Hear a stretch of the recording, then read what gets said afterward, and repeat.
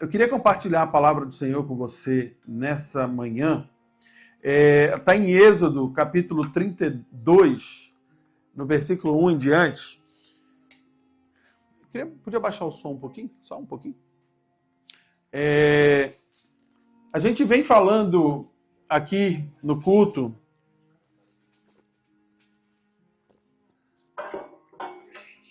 uma série de mensagens que fala da saída do povo do Egito. Aumentou o microfone? Era para baixar o som. Tá alto? O que vocês acham? Tá bom? A gente vem falando sobre a saída do povo, né, de Israel, dos judeus, saindo do Egito, sendo libertos do Egito e a peregrinação deles pelo deserto. E a gente já falou de diversos pontos dessa saída deles, mas agora eu queria falar com vocês aqui de um ponto muito crucial nessa jornada deles pelo deserto até a terra prometida. Aquela terra que Deus falava que para eles, que é a terra que manava leite e mel, aonde eles iam colher as bênçãos e as promessas de Deus para a vida daquele povo. A gente já viu alguns pontos, mas eu queria te dar um pano de fundo aqui.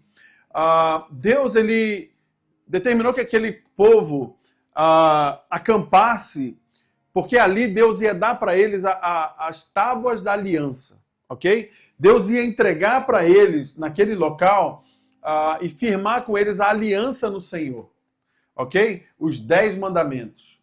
Todo mundo já ouviu falar dos 10 mandamentos, né? Então Deus fala para eles assim, ó, o povo acampe aqui, Moisés vai subir o monte, e ele deu algumas instruções falando que ninguém podia tocar no monte, nem animal, nem pessoa, e a presença de Deus ia descer sobre o monte, ok? E Moisés, naquele monte, ia falar com Deus, ia ouvir de Deus, e receber de Deus as tábuas da aliança. A gente sabe que a Bíblia nos fala que esse período que Moisés passou ali na presença de Deus foi de 40 dias. Olha que o encontro é só 3 dias, imagina se fosse 40. O encontro de Moisés com Deus durou 40 dias. E a Bíblia fala que naquele período ele nem comeu e nem bebeu. Moisés estava envolto na glória de Deus, que descia sobre aquele monte. E ali Deus deu diversas instruções para Moisés, de como o povo deveria se comportar, de como o povo deveria se purificar, como eles deveriam cultuar, como eles deveriam oferecer sacrifícios, como eles deveriam construir o tabernáculo, a tenda do encontro, a arca da aliança, o altar dos sacrifícios, a mesa dos pães, do incensário, o candelabro de ouro, como o povo devia se relacionar entre eles, como Moisés devia levantar sacerdotes, como Moisés devia fazer a roupa do sumo sacerdote, a decoração do tabernáculo. Ou seja, Deus foi específico, detalhista. Com isso aqui eu queria falar uma coisa para você. Aquilo que acontece de qualquer jeito na tua vida não é obra de Deus.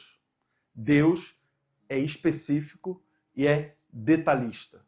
Se você está colhendo alguma coisa que aconteceu do nada, de qualquer jeito, de qualquer maneira, e não tem a perfeição de Deus envolvido naquilo, não é obra do Altíssimo. Deus é específico e detalhista. Assim como ele foi com Moisés. Moisés passou 40 dias na presença de Deus, pegando as instruções, os detalhes, para construir o tabernáculo, para governar o povo, para ensinar os caminhos do Senhor para eles. Repete para o irmão que está do seu lado aí, para ver se você está ligado. 40 dias. Você tem paciência de esperar 40 dias? 40 dias, tem? Vamos dizer que Deus fale com você assim hoje, nesse momento, nessa mensagem. Ó, espere 40 dias pela minha resposta e não faça mais nada. Não saia do lugar onde você está, não invente coisa nova, não faça nada mirabolante, mas espere com paciência. O que você faria? Eu morria, pastor. Eu ficava doida. Arrancava os cabelos, porque eu não aguento esperar. Tem gente aqui assim aí, não tem? Mas já pensou se Deus fala isso para um povo de 2 milhões de pessoas? Mais ou menos o estimado que era o povo de Israel naquela época. Moisés subiu ao monte e o povo ficou esperando 40 dias. Tem algum impaciente aí? Quantas vezes a tua impaciência já te meteu em problema? Hã? E quantas vezes mais a sua impaciência vai te meter em mais problemas? Olha o problema que a impaciência do povo trouxe para eles. A impaciência, ela também está um pouco ligada com falta de confiança. Geralmente, quem é impaciente não confia facilmente em ninguém. Estou falando a verdade ou mentira? Acho que é verdade, né? O impaciente é desconfiado, não confia, não consegue esperar. O povo estava ali na beira daquele monte impaciente e desconfiado de Moisés e de Deus. Quando Deus fala com você uma coisa, como é que você age? Você desconfia de Deus? Você perde a paciência com Deus? Eu vou ler o texto com vocês aqui, Êxodo 32, de 1 ao 8, que é nesse contexto que o povo se encontrava. Diz assim, Êxodo 32, de 1 a 8. Mas vendo o povo que Moisés tardava em descer do monte, 40 dias, acercou-se o povo de Arão. Na escala de comando, era Arão que vinha depois de Moisés, e ele tinha ficado com o povo. E disseram-lhe, levanta-te e faz para nós deuses, que vão adiante de nós, porque Moisés, esse homem que nos tirou da terra do Egito, sumiu. Não sabemos o que aconteceu com ele. E Arão lhes disse, arrancai todos os brincos, pendentes, enfeitos de ouro, das suas orelhas e das suas mulheres, e dos seus filhos e filhas, e traz para mim. Então todo o povo arrancou os pendentes de ouro que estavam nas orelhas e trouxeram a Arão. E ele os tomou das suas mãos, e trabalhou o ouro com um buril, e fez dele um bezerro de fundição. Então disseram, estes são os teus deuses, ó Israel, que te tiraram da terra do Egito. E Arão, vendo isto, edificou ali um altar diante dele. E apregoou Arão e disse, amanhã será festa ao Senhor. E no dia seguinte, madrugaram, acordaram cedo. Irmão, você já acordou cedo para fazer uma coisa que não devia? Esse povo acordou cedo, madrugou para fazer uma coisa errada. E ofereceram holocaustos e trouxeram ofertas pacíficas. E o povo assentou-se a comer e beber. E depois levantou-se a descansar e a folgar. Então disse o Senhor a Moisés. Irmãos, Moisés estava lá na presença de Deus, recebendo as instruções da aliança que Deus estava fazendo com aquele povo. E o povo estava lá embaixo, construindo um bezerro de ouro para colocar no lugar de Deus. Você está entendendo? Pegou o ouro do povo, Arão junto com eles, e ele fala assim, esses são os teus deuses que te tiraram da terra do Egito. E a gente sabe que Deus tirou aquele povo do Egito com grande poder. E aquele povo estava se preparando para cultuar uma imagem de um bezerro feita por eles. E no versículo 9, Deus, que estava junto com Moisés no monte, disse assim, disse mais o Senhor a Moisés, tenho visto a este povo, e eis que é um povo de dura cerviz, um povo cabeça dura, teimoso, um povo que quer fazer a vontade deles. E Deus continua dizendo a Moisés, agora, Moisés, deixa-me para que o meu furor se acenda contra ele e os consuma, e farei de você, Moisés, uma grande nação. Olha só que interessante, Deus falou, esse povo lá, cabeça dura, fazendo o que eles querem, não querem obedecer, não querem me seguir, impaciente, obstinado. Deus falou assim, vou recomeçar, vou resetar o sistema, ok? Vamos dar um reset nesse plano, Moisés, vou acabar com esse povo tudo, desmanchar minha aliança com eles, vou começar uma nova com você, Moisés, e com seus descendentes. Deus propôs para Moisés que aquilo que foi feito até ali, as 12 tribos poderiam acabar.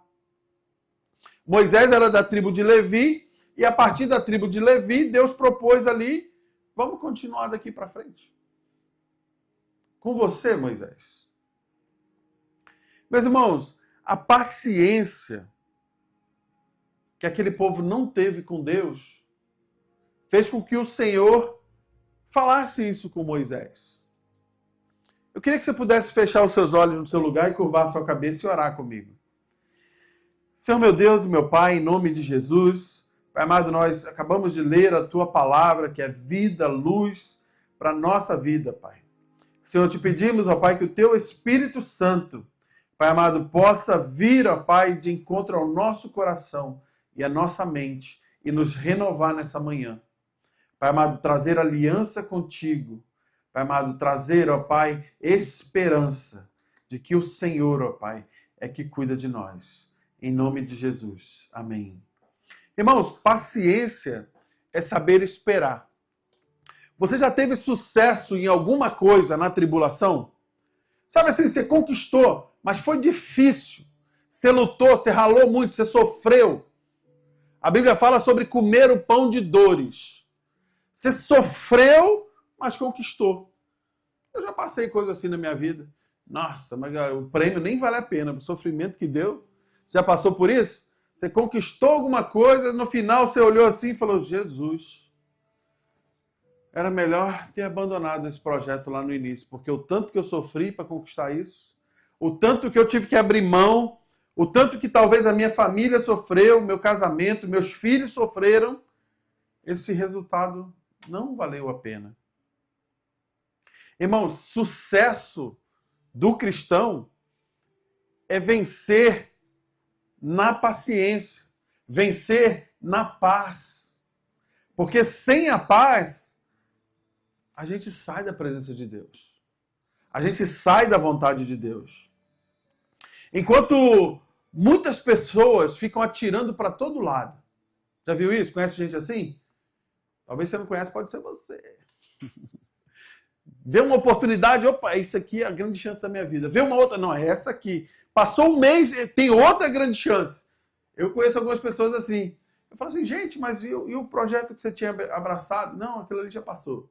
Aí quando você vê de novo, já tem outro. Irmãos, sabe o que é a paciência de Deus e como ela edifica a nossa vida nisso? É o exemplo de um fazendeiro, de um agricultor. Pensa bem, ele espera o tempo certo para arar a terra, para limpar o mato e preparar o solo.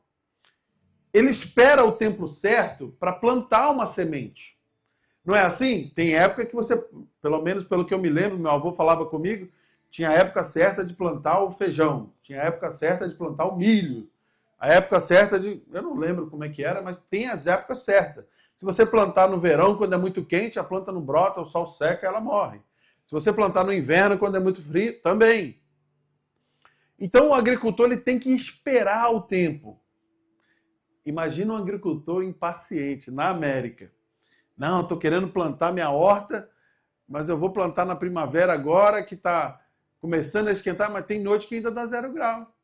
Tem noite que ainda congela. Mata tudo, trabalho em vão.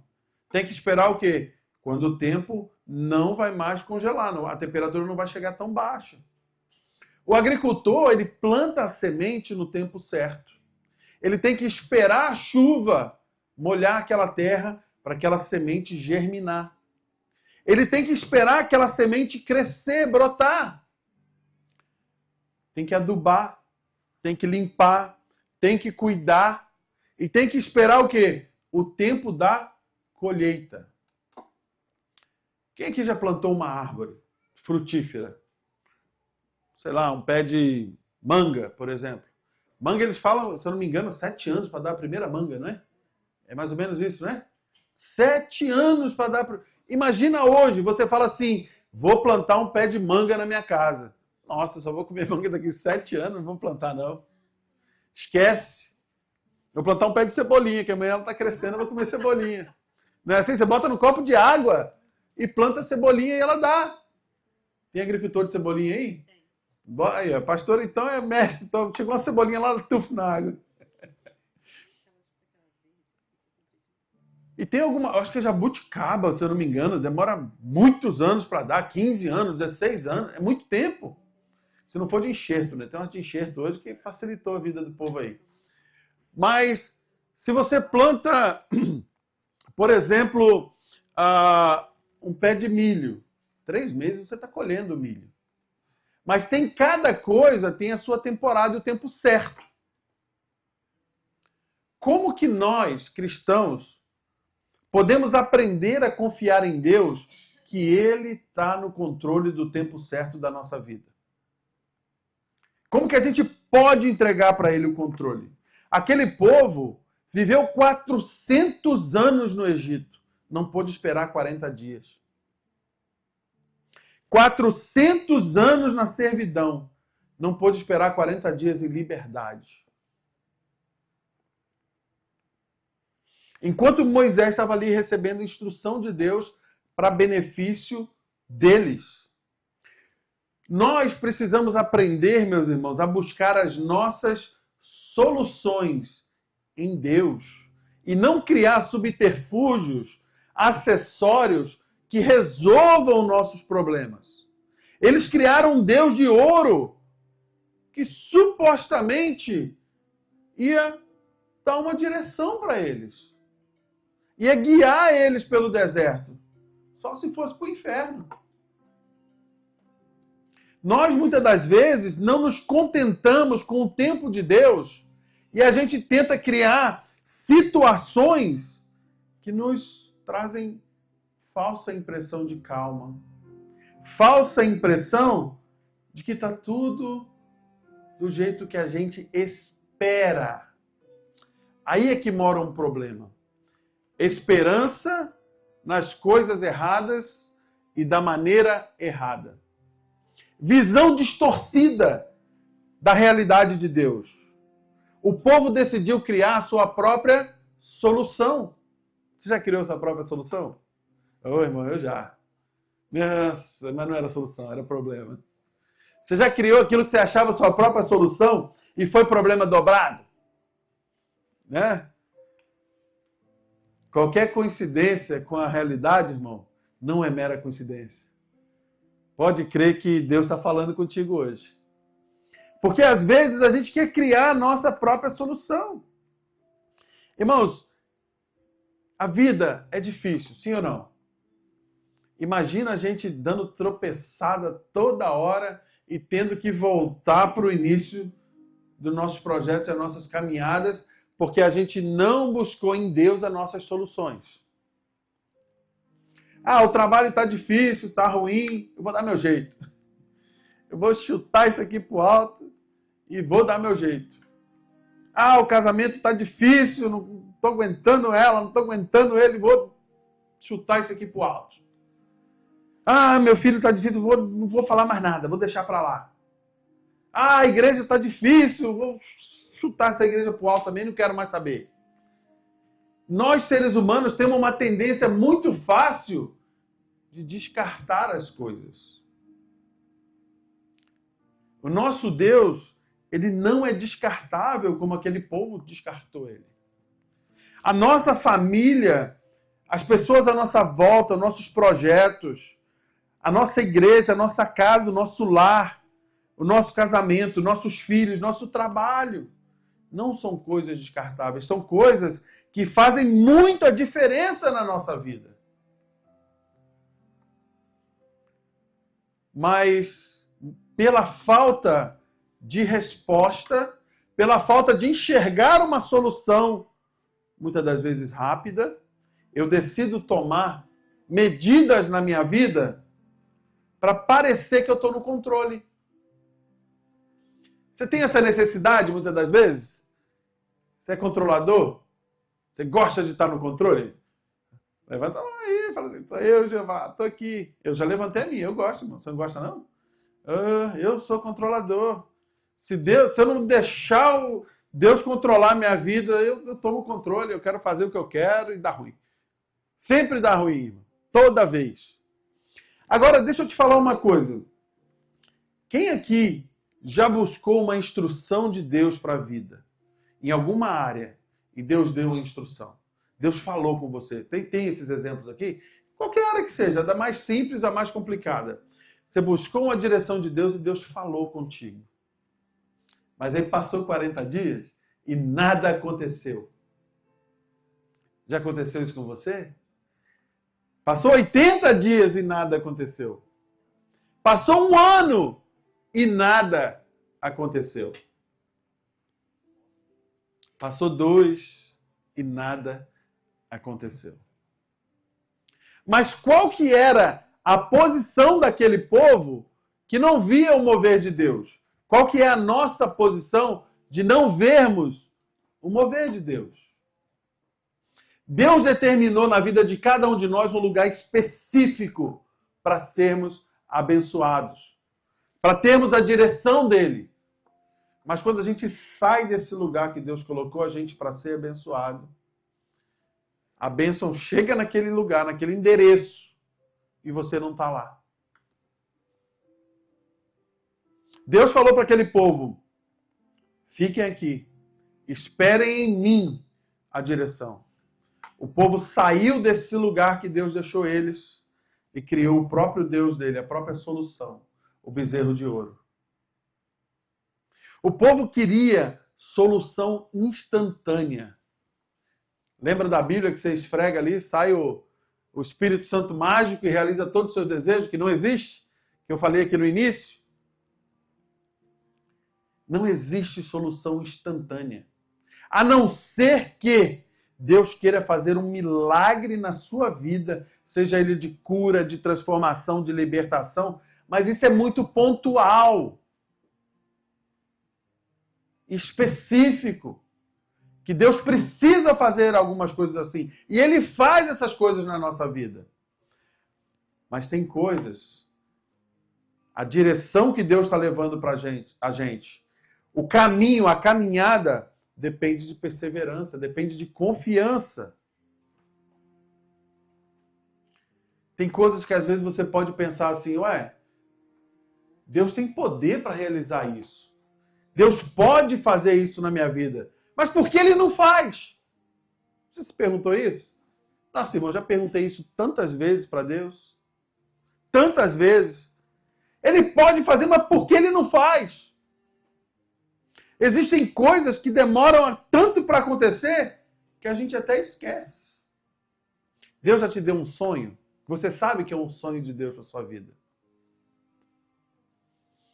Mas esse sonho nunca se realizou? Irmãos, e às vezes a gente até já deixou esse sonho de lado, a gente já esqueceu ele. Como nós reagimos nas situações que estão à nossa frente interferem muito na realização do plano de Deus para nós. Então, meus irmãos, ali, naquele momento, Arão, naquela manhã, disse que ia fazer festa para o Senhor. Tem coisas que a gente faz o contrário da vontade de Deus, a gente realiza aquilo que a gente quer, e quando dá errado, a gente depois fala, foi com a permissão de Deus. Já ouviu falar isso? Porque Deus permitiu dar errado. Irmãos, se a gente faz tudo errado, não segue a instrução, não age da maneira correta e dá errado, não é porque foi permissão de Deus. Foi porque nós não colaboramos com o plano de Deus. E isso causou um estresse, um peso muito grande, uma situação muito difícil naquele povo. Porque Deus falou, não vou mais fazer aliança nenhuma. No versículo 31, Moisés e Deus eles têm uma conversa muito legal. Diz assim, ó, no versículo 31, assim tornou-se Moisés ao Senhor e disse, ora, esse povo cometeu um grande pecado, fazendo deuses de ouro para si. Agora, pois, Senhor, perdoa o pecado deles. Se não, olha Moisés o que ele falou, se não me risca do teu livro, me anula também. Perdoa esse povo e perdoa e mantém a minha comunhão com o Senhor, senão acaba com tudo, com eles e comigo. Moisés se colocou entre Deus e o povo. Então o Senhor disse a Moisés, aquele que pecar contra mim, Moisés, esse eu vou riscar do meu livro. Moisés se colocou na condição daquele povo. Mas Deus falou, Moisés, eu sei quem você é. Eu sei a tua aliança comigo. Porém, esse povo que pecar, esse eu vou riscar do meu livro. E no 34 ele vai e diz assim, pois agora vai, conduza esse povo para onde eu tenho dito, que era a terra prometida. E eis que o meu anjo irá diante de ti. Porém, no dia da minha visitação, eu visitarei neles o seu pecado. Irmãos, você tem um intercessor na sua vida por você? Você tem alguém que de vez em quando leva o teu nome a Deus e fala assim, Senhor, não risca o nome dele do livro da vida. Senhor, mantenha o teu espírito cuidando dele. Senhor, abre as portas, abre os caminhos para essa pessoa. Você tem alguém na tua vida que te apresenta diante de Deus? Meus irmãos, na igreja nós precisamos de intercessores. Pessoas que se colocam entre nós e Deus e nos levantam a buscar a presença de Deus, a se entregar na presença de Deus, em oração. Gente que vai apontar o nosso pecado para nós mesmos e falar assim, conserte-se com Deus. Não deixe esse pecado te afastar da presença do Senhor. Não deixe que o inimigo te destrua. Não deixe que o seu nome seja riscado do livro de Deus, do livro da vida. Ontem a gente estava conversando com uma pessoa e foi engraçado que esse assunto falava da mensagem de hoje, eu nem falei nada. Mas, às vezes, quem já vem de um berço cristão, que tem pais cristãos, mães e avós, né, tem sempre uma família intercedendo. Um pai, uma mãe que ora pelos filhos, uma avó que ora pelos netos. E essa pessoa falou para nós assim, olha, eu não tenho ninguém na minha família cristã, eu sou a primeira.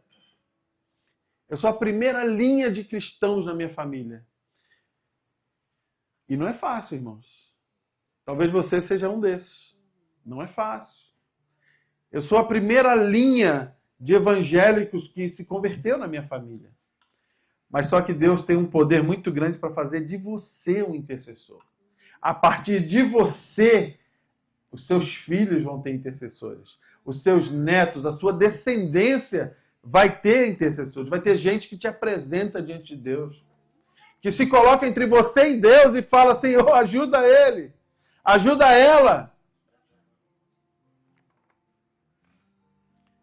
Deus quis mandar um anjo na frente daquele povo para vencer as dificuldades para eles.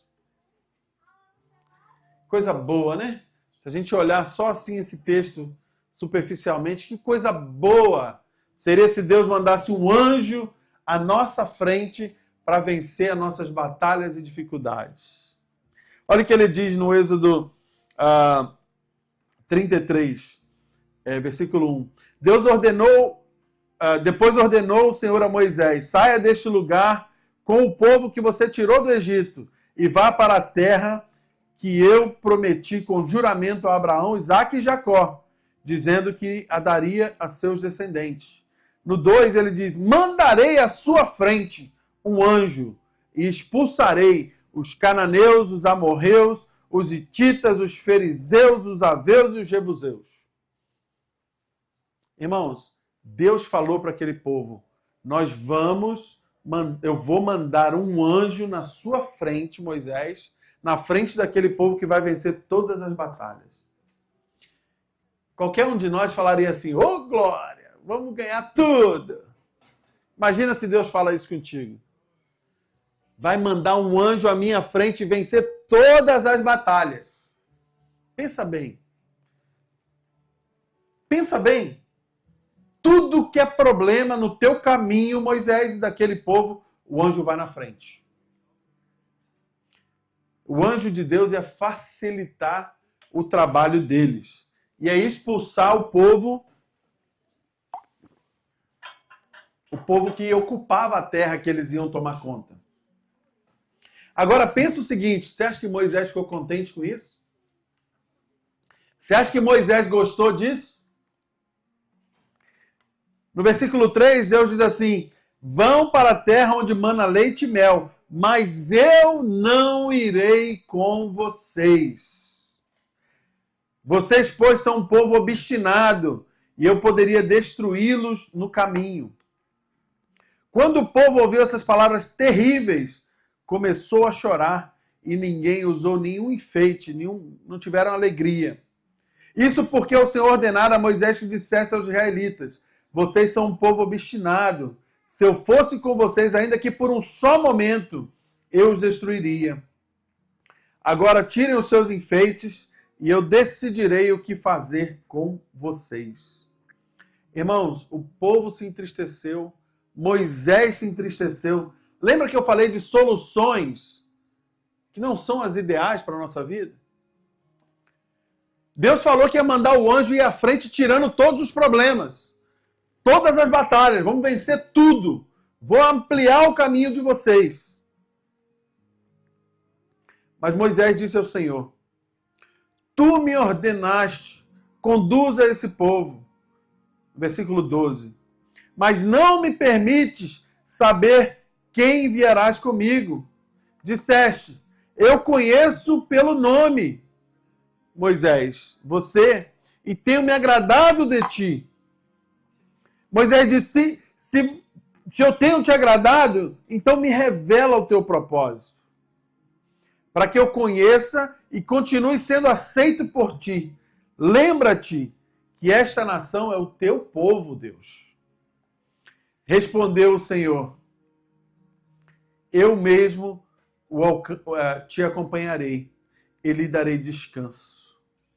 Irmãos, Moisés não ficou nada contente quando Deus falou para ele, vocês vão caminhar sem problemas, porque o meu anjo vai à frente tirando os problemas. Talvez, às vezes, é isso que a gente está buscando muitas das vezes em Deus. Senhor, tira o problema do meu caminho. Senhor, facilita a minha vida. Senhor, me abençoa. Deus tinha prometido isso ali para Moisés. Ele falou, Senhor, mas se o Senhor não for com a gente, não nos envia. Moisés não ficou contente de ter só a bênção de Deus, de ter só um anjo abrindo o caminho. Ele falou, Senhor, nós queremos a tua presença. Nós queremos o Senhor conosco. E ele continua dizendo no versículo, como se saberá que eu e o teu povo podemos contar com o seu favor se o Senhor não nos acompanhar? Que mais poderá distinguir a mim e o teu povo de todos os demais da face da terra? A diferença daquele povo era a presença de Deus. Não eram as bênçãos de Deus na vida deles. A diferença da igreja não é a bênção que a igreja usufrui. É a presença de Deus.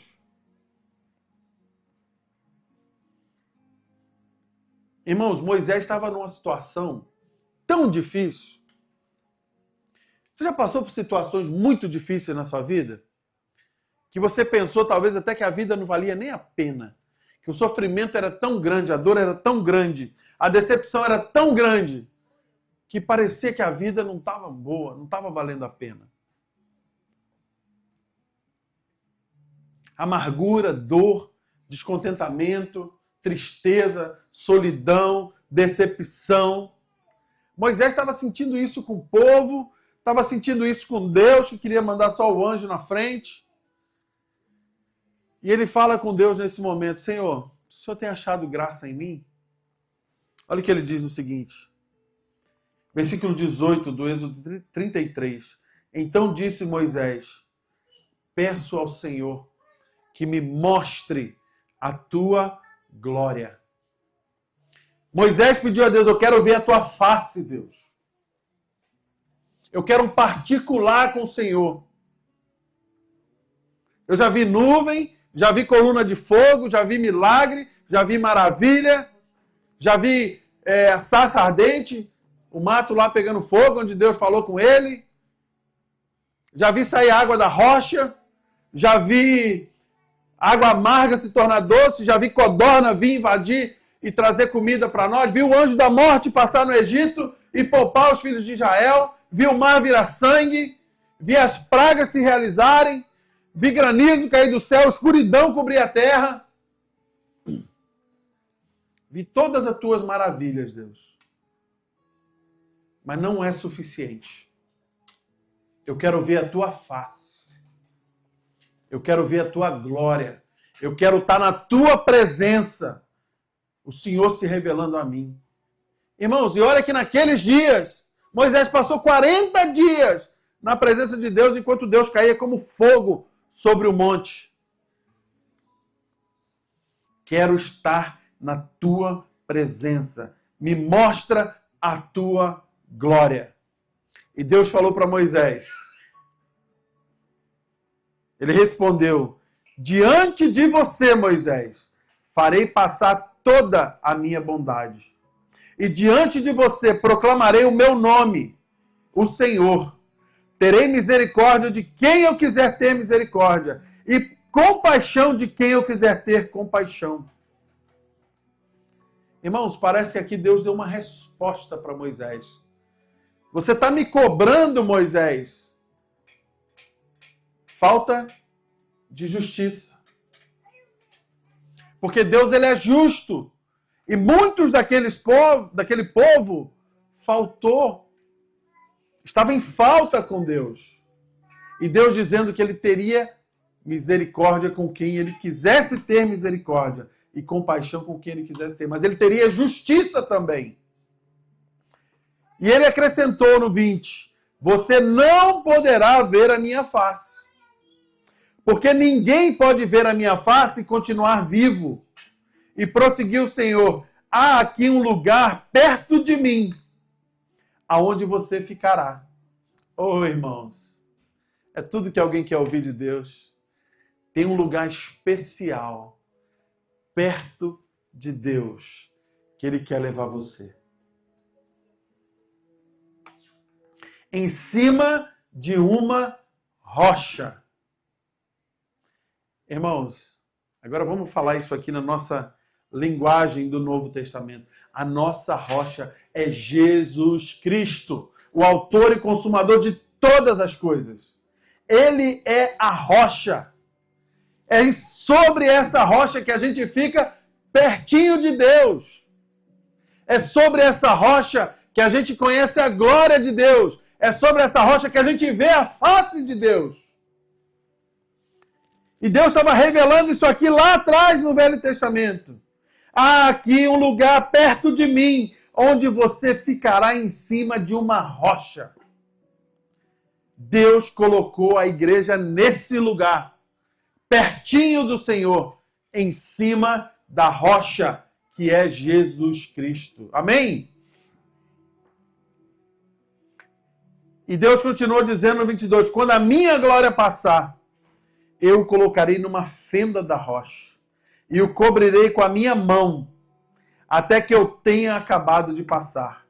Então tirarei a minha mão e você verá as minhas costas, mas a minha face ninguém pode ver. Irmãos, Moisés pediu para ver a face de Deus. Você entendeu isso, né? A glória de Deus, a face dele, Deus por completo. Deus falou para ele, Moisés, não dá. Não quero que você morra. Mas eu vou deixar você ver as minhas costas. Tem uma revelação nessa palavra aqui. Se você não tiver antenado, você vai perder. E é isso que a gente precisa entender para a nossa vida pessoal. O que Deus tinha falado para Moisés?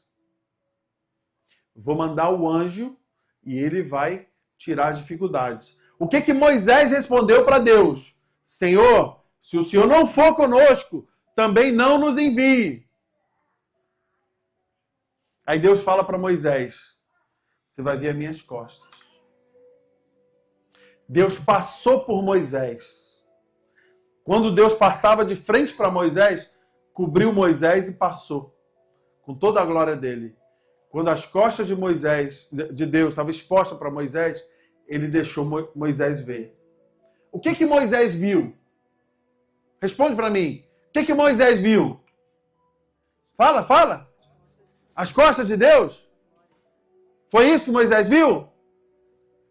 Moisés viu as costas de Deus, sim ou não? Sim. Mas não foi isso que ele viu.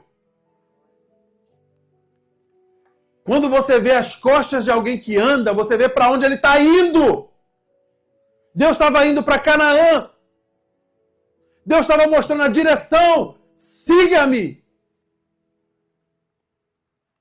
Deus passou por Moisés e mostrou para onde ele estava indo. Deus já passou pela sua vida e mostrou para onde ele está indo. Deus já passou por você e mostrou qual que é o caminho para onde ele está indo. E falou para você, siga-me. Vem comigo. Está vendo as minhas costas? Siga-me. Você sabe para onde Deus está indo? E deixa eu te fazer uma pergunta, meu irmão. Quem você está seguindo? Você é seguidor de quem? Já se fez essa pergunta? Quem você está seguindo? Está seguindo a si próprio? Seus próprios desejos? As suas próprias vontades? Seus próprios projetos e planos? Ô irmão, como conhecedor da palavra e da verdade, desculpa te decepcionar, mas vai dar ruim. Vai dar errado. Sabe por quê? Porque vai chegar um dia que todo joelho vai se dobrar diante do Senhor dos Senhores. Todo joelho vai se dobrar diante do Rei dos Reis. Diante de Jesus. E você vai ter que apresentar as tuas obras. E o que você vai apresentar? Senhor, segui meus desejos carnais a vida inteira. Senhor, segui meus projetos a vida inteira. Senhor, segui a riqueza e o dinheiro a vida inteira. Senhor, segui a diversão e a alegria a vida inteira. Mas Jesus, ele falou, aquele que quer vir após mim, siga-me. Irmãos, Deus já passou na sua vida? Você já sentiu o toque da glória de Deus na sua vida? Já sentiu a presença do Espírito Santo na sua vida? Então eu te pergunto, qual direção que ele está indo? Você sabe que direção Deus está indo?